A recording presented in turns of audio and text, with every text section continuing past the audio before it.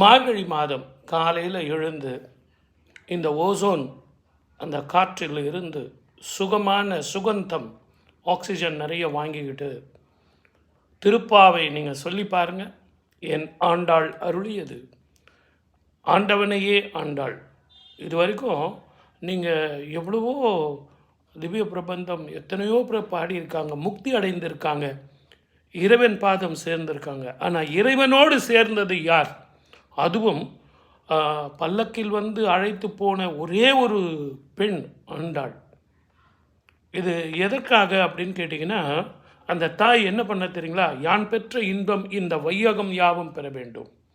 அந்த தெருக்களிலெல்லாம் ஓடி ஓடி திருப்பாவை பாடினாள். எல்லாரும் எழுந்து வாங்க, இந்த நாளில் எல்லாரும் என்னுடைய பெருமாளை வந்து பாருங்கள் அப்படின்னு. எவ்வளோ அந்த உங்களுக்கும் அந்த திருமண தோஷம் போகும், நாகதோஷம் போகும், நான் பெற்ற இந்த சந்தோஷம் நீங்களும் பெறணும், இறைவனோடு ஐக்கியமாகணும், மீண்டும் பிறவா வரம் வேண்டும் அப்படின்னு அந்த தாய் வழிகாட்டினாள். அதை யாருமே இன்றைக்கி பார்க்குறதுக்கு கேட்குறதுக்கு டைம் இல்லை. பாவை நோன்புன்னு ஒன்று இருக்குது, நான் ஏற்கனவே உங்களுக்கு சொல்லியிருக்கேன். அந்த நோன்பு என்ன நோன்பு? எல்லாரும் எவ்வளவோ பெண்கள் வந்து நோன்பு கடைபிடிக்கிறோம், எவ்வளவோ கோவில்களுக்கு போகிறோம். ஆனால் இந்த 30 நாளும் நீங்கள் மத்தியானம் ஒரு வேளை சாப்பிட்டு இரவில் வந்து பழங்கள் சாப்பிட்டு பால் சாப்பிட்டு திருப்பாவையை மனதார சொல்லி கோவில்களுக்கு காலையில் எழுந்து குளிங்க. கண்டிப்பாக இந்த 30 நாளும் கோவிலுக்கு போயிட்டு வாங்க. சபரிமலைக்கு எப்படியெல்லாம் போயிட்டு வரீங்க? ஒரு விரதம் இருக்கீங்க இல்லையா? 48 நாள் விரதம் இருக்கீங்க.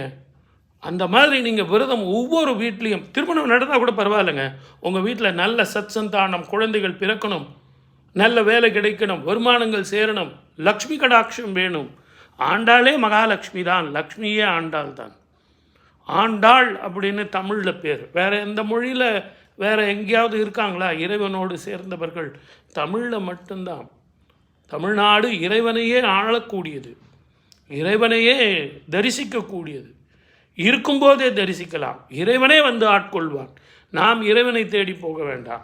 நீ வந்து ஒரு அடி எடுத்து வச்சா நான் 1000 அடி எடுத்து வைப்பேன், தேவையே இல்லை.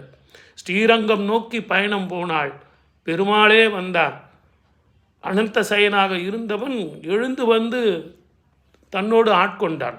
எப்படி ஒரு அன்பு பாருங்கள். வடநாட்டில் மீரா அப்படின்னா தென்னாட்டில் ஆண்டாள். ஆகவே என்னுடைய நேயர்களே, ஆண்டாள் பாசுரம் இந்த 30 நாளும் உங்கள் வீட்டில் சொல்லணும், உங்கள் குழந்தைங்க சொல்லணும், நீங்கள் சொல்லணும், உங்கள் வீட்டுக்கார் சொல்லணும், எல்லாரும் சொல்லணும். ஆண்டாள் பாசுரம் பாடினால் மங்களம் நிறையும்.